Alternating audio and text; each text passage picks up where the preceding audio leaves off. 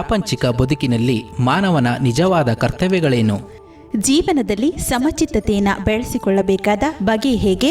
ಸಮತೋಲನದ ಸಾಧನೆ ಬದುಕಿನಲ್ಲಿ ಸಾಧ್ಯವೇ ಎಂಬೆಲ್ಲ ಪ್ರಶ್ನೆಗಳಿಗೆ ಭಗವದ್ಗೀತೆಯ ಮೂಲಕ ಶ್ರೀ ಕೃಷ್ಣನ ನುಡಿಗಳು ನಮಗೆ ಸಾರ್ಥಕತೆಯನ್ನು ನೀಡುತ್ತದೆ.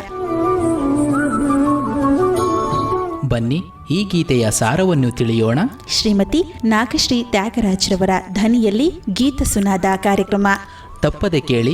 ಪ್ರತಿದಿನ ಬೆಳಗ್ಗೆ 8:35 ಮರುಪ್ರಸಾರ ಸಂಜೆ 6:30 ನಿಮ್ಮ ಜನಧ್ವನಿ ಬಾನುಲಿಯಲ್ಲಿ.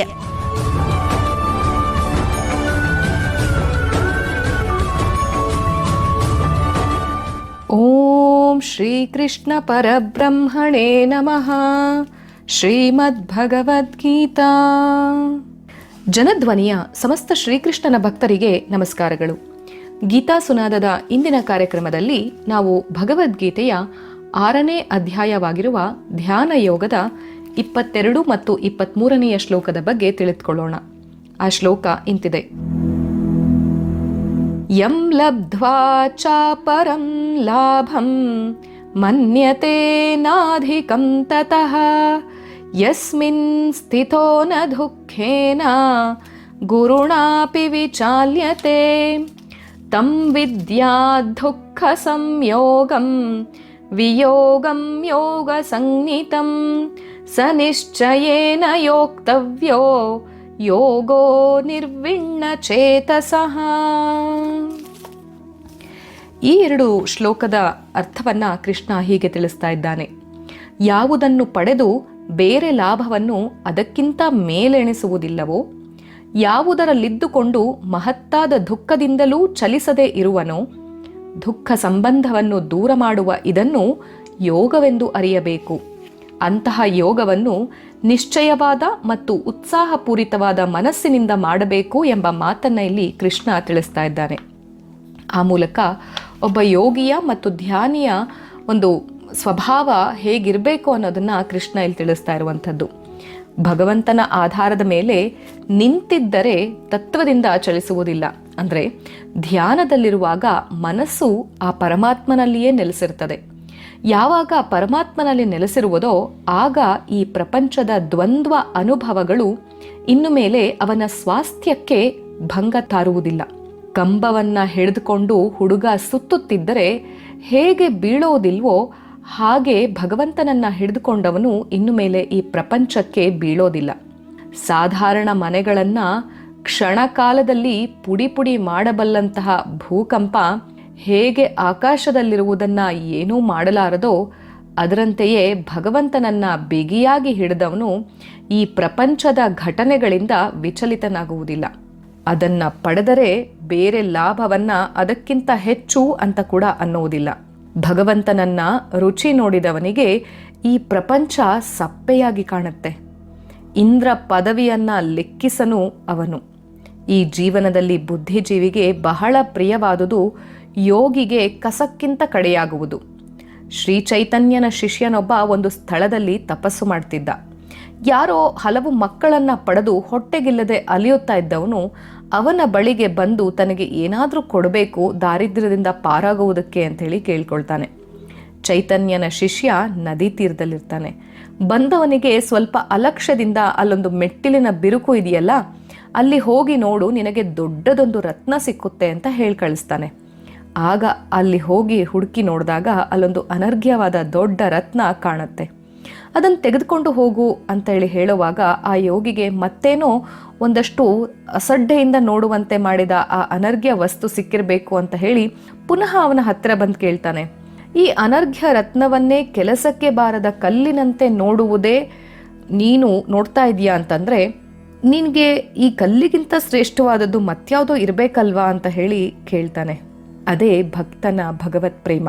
ಯೋಗಿಗೆ ಧ್ಯಾನಾನಂದಕ್ಕಿಂತ ಮಿಗಿಲಾದ ಆನಂದವಿಲ್ಲ ಈ ಪ್ರಪಂಚದಲ್ಲಿ. ಈ ಪ್ರಪಂಚದ ಸುಖಗಳಾದರೂ ಇಂದ್ರಿಯದ ಬಿಲದ ಮೂಲಕ ಹರಿದು ಬರುತ್ತೆ. ಬರುವ ಪ್ರತಿಯೊಂದು ಸುಖವೂ ಕೂಡ ತನ್ನ ನೆರಳಿನಂತೆ ತನ್ನ ದುಃಖವನ್ನ ತರುತ್ತೆ. ಒಮ್ಮೆ ಅದರ ಬಲೆಗೆ ಬಿದ್ದರೆ ಎಂದೆಂದಿಗೂ ಅದಕ್ಕೆ ಗುಲಾಮರಾಗಿರ್ಬೇಕಾಗತ್ತೆ. ಆದರೆ ಧ್ಯಾನಾನಂದವಾದರೂ ನಮ್ಮನ್ನು ಈ ಪ್ರಪಂಚದ ಕ್ಷುದ್ರ ಅನುಭವದಿಂದ ಮೇಲೆತ್ತಿ ಇಂದ್ರಿಯಾತೀತ ಆನಂದದ ಸವಿಯನ್ನ ನೀಡುವುದು. ಇದು ಮರ್ತ್ಯರನ್ನು ಅಮೃತರನ್ನಾಗಿ ಮಾಡುವುದು. ಹಾಗಾಗಿ ಈ ಯೋಗ ದುಃಖ ಸಂಬಂಧವನ್ನು ದೂರ ಮಾಡುತ್ತೆ. ದುಃಖ ನಮಗೆ ಬರುವುದಕ್ಕೆ ಕಾರಣ ನಾವು ಭಗವಂತನನ್ನು ಮರೆತಿರುವುದು. ಈ ದೇಹ, ಮನಸ್ಸು, ಇಂದ್ರಿಯಗಳನ್ನು ಸತ್ಯ ಎಂದು ಭಾವಿಸಿರುವುದು. ಯಾವಾಗ ಇದನ್ನು ಸತ್ಯವೆಂದು ಭಾವಿಸುವೆವೋ ಇದಕ್ಕೆ ಪ್ರಿಯವಾದ ವಸ್ತುವನ್ನು ವಿಷಯ ಪ್ರಪಂಚದಿಂದ ತರುತ್ತೇವೆ. ಯಾವುದರ ಮೂಲಕ ಸುಖದ ವೇದನೆಗಳು ಬರುವವೋ ಅದರ ಮೂಲಕವೇ ದುಃಖದ ವೇದನೆಗಳೂ ಕೂಡ ಬರುತ್ತವೆ. ಒಂದು ಟೆಲಿಗ್ರಾಫಿನ ತಂತಿ ಸುಖದ ಸಮಾಚಾರವನ್ನು ಹೇಗೆ ತರುವುದೋ ಹಾಗೆಯೇ ದುಃಖ ಸಮಾಚಾರವನ್ನು ಕೂಡ ತರುತ್ತೆ. ಸುಖ ದುಃಖಗಳಲ್ಲಿ ಯಾವ ವ್ಯತ್ಯಾಸವನ್ನೂ ಕೂಡ ಮಾಡುವುದಿಲ್ಲ. ಯಾವ ದೇಹದ ಮೂಲಕ ನಾವು ಸುಖದ ವೇದನೆಯನ್ನು ಅನುಭವಿಸ್ತೇವೋ ಅದೇ ದೇಹದ ಮೂಲಕ ದಾರುಣವಾದ ಯಾತನೆಯ ವೇದನೆಯನ್ನೂ ಕೂಡ ನಾವು ಅನುಭವಿಸಬೇಕಾಗಿದೆ. ಹಾಗಾಗಿ ಯೋಗ ಏನು ಮಾಡುವುದು ಎಂದರೆ ಈ ದೇಹದ ಮೇಲೆ ಇರುವ ನಮ್ಮ ಮಮತೆಯನ್ನು ಖಂಡಿಸುವುದು. ಅನಂತರ ಅದಕ್ಕೆ ಆಗುವ ಸುಖ ದುಃಖಗಳು ನಮಗೆ ಏನೂ ಮಾಡಲಾರವು. ವೈದ್ಯ ಶಸ್ತ್ರಚಿಕಿತ್ಸೆಯನ್ನು ಮಾಡುವುದಕ್ಕೆ ಮುಂಚೆ ಯಾವ ಭಾಗದಲ್ಲಿ ಶಸ್ತ್ರಚಿಕಿತ್ಸೆ ಮಾಡುವನೋ ಅಲ್ಲಿ ಇರುವಂಥ ನರಗಳಿಗೆ ನೋವು ಗೊತ್ತಾಗದಂತೆ ಸೂಜಿಯಿಂದ ಮದ್ದನ್ನು ಚುಚ್ಚಿ ಅದನ್ನು ಜಡ ಮಾಡ್ತಾನೆ. ಆಗ ಅವನಿಗೆ ಯಾವ ನೋವು ಕಾಣೋದಿಲ್ಲ. ಅದರಂತೆಯೇ ಯೋಗ ದೇಹ ಸಂಬಂಧದಿಂದ ನಮ್ಮನ್ನು ಪಾರು ಮಾಡಿದಾಗ ಅದರಿಂದ ಬರುವ ದುಃಖ ಸಂಬಂಧದಿಂದಲೂ ಕೂಡ ನಾವು ಪಾರಾಗ್ತೇವೆ. ಶಸ್ತ್ರಚಿಕಿತ್ಸೆಯಲ್ಲಿ ಅದು ತಾತ್ಕಾಲಿಕ. ಅನಂತರ ನೋವು ತಾನಿರುವೆ ಎಂದು ಹೇಳೋದೇ ಇಲ್ಲ. ಯೋಗಿಗಾದರೋ ಹೀಗೆ ಕಾಡಲಾರ್ದು. ಇಂದ್ರಿಯಕ್ಕೆ ಅತೀತವಾದ ಭಗವಂತನೇ ಸತ್ಯ ಎಂಬುದನ್ನು ಅವನು ಮನಗಂಡಿರ್ತಾನೆ. ಕರಟಕ್ಕೆ ಏನಾದರೂ ಆದರೆ ಅದರೊಳಗೆ ಇರುವಂಥ ಒಂದು ಕೊಬ್ಬರಿ ಗಿಟಕಿಗೆ ಏನೂ ಆಗೋದಿಲ್ಲ. ಹಾಗೆಯೇ ಯೋಗಿಯ ಮನಸ್ಸು ದೇಹದಲ್ಲಿದೆ, ಆದರೂ ಅದರಿಂದ ಬೇರೆಯಾಗಿದೆ. ಯೋಗವನ್ನು ಮಾಡುವುದಕ್ಕೆ ಚಿತ್ತ ನಿಶ್ಚಯವಾದ ಬುದ್ಧಿಯಿಂದ ಕೂಡಿಕೊಂಡಿರಬೇಕು ಮತ್ತು ಎಂದೆಂದಿಗೂ ಬತ್ತದ ಉತ್ಸಾಹ ಇರಬೇಕು ಅಂತಾನೆ ಕೃಷ್ಣ. ಮುಂಚೆ ಮನಸ್ಸನ್ನು ವಿಚಾರ ಮಾಡಿ ಸಂಶಯದ ಜಳ್ಳುಗಳನ್ನೆಲ್ಲ ತೂರಿ ಸತ್ಯವಾದ ಕಾಳನ್ನು ಮಾತ್ರ ಇಟ್ಟುಕೊಳ್ಳಬೇಕು. ಈ ಪ್ರಪಂಚದಲ್ಲಿ ದೇವರು ಸತ್ಯ, ಅವನನ್ನು ಪಡೆಯೋದಕ್ಕೆ ಸಾಧ್ಯ ಎಂದು ಅವನಿಗೆ ಹೃದ್ಗತವಾಗಿರಬೇಕು. ಅವನು ಮುಂಚೆಯೇ ಸಂಶಯಗಳೊಂದಿಗೆ ಹೋರಾಡಿ ಒಂದು ನಿರ್ಧಾರಕ್ಕೆ ಬಂದಿರಬೇಕು. ಒಮ್ಮೆ ಒಂದು ನಿರ್ಧಾರಕ್ಕೆ ಬಂದನೆಂದರೆ ಇನ್ನು ಏನಾದರೂ ಕೂಡ ಚಿಂತೆ ಇಲ್ಲ. ಕೊನೆಯವರೆಗೂ ಬಿಡದೆ ಛಲದಿಂದ ಅದನ್ನು ಸಾಧಿಸಲು ಪ್ರಯತ್ನಿಸಬೇಕು. ಯಾವಾಗ ಮನಸ್ಸು ಸಂಶಯಗ್ರಸ್ತವಾಗುವುದೋ ಆಗ ಅವನು ತೆಗೆದುಕೊಂಡಿರುವ ಆದರ್ಶದಲ್ಲಿಯೇ ನಂಬಿಕೆ ಜಾರಿ ಹೋಗುತ್ತೆ. ಹಾಗಾಗಿ ಯೋಗಿಯು ಸಂಶಯದ ಒಂದು ಅವಸ್ಥೆಯನ್ನು ದಾಟಿರಬೇಕಾಗತ್ತೆ. ಸಂಶಯ ಮಾಡುವುದು ಮನುಷ್ಯನ ಸ್ವಭಾವ. ಯೋಗಿಯಾದರೂ ಈ ಅವಸ್ಥೆಯನ್ನು ಮೀರಿ ಹೋಗಬೇಕು. ಅವನಿಗೆ ಇಂದ್ರಿಯಾತೀತವಾದ ಸತ್ಯದಲ್ಲಿ ದೃಢವಾದ ನಂಬಿಕೆ ಇದೆ. ಆ ನಂಬಿಕೆ ಇನ್ನು ಮೇಲೆ ಜಾರುವಂತಿಲ್ಲ. ಸರ್ವ ಪ್ರಯತ್ನದಿಂದ ಭಗವಂತನ ಸಾಕ್ಷಾತ್ಕಾರವನ್ನು ಪಡೆಯೋದಕ್ಕೆ ಇಂಥ ಯೋಗಿ ಸದಾಕಾಲ ಸಿದ್ಧವಾಗಿರ್ತಾನೆ. ಹಾಗಾಗಿ ಭಗವತ್ ಸಾಕ್ಷಾತ್ಕಾರವನ್ನು ಪಡೆಯಬೇಕು ಅಂತಂದರೆ ನಾವು ಶ್ರದ್ಧೆಯನ್ನು ತೋರಬೇಕು. ಉತ್ಸಾಹ ಮತ್ತು ಶ್ರದ್ಧೆ ಇವೇ ಅತ್ಯಂತ ಮುಖ್ಯವಾಗಿ ಬೇಕಾಗಿರುವಂಥ ಬುತ್ತಿ, ಅದು ಯೋಗಿಯ ಪ್ರಯಾಣದಲ್ಲಿ. ಅಂಥ ಒಂದು ಮಾತಿಗೆ ಮುದ್ದುರಾಮ ಏನು ಹೇಳ್ತಿದ್ದಾನೆ ಗಮನಿಸೋಣ ಬನ್ನಿ.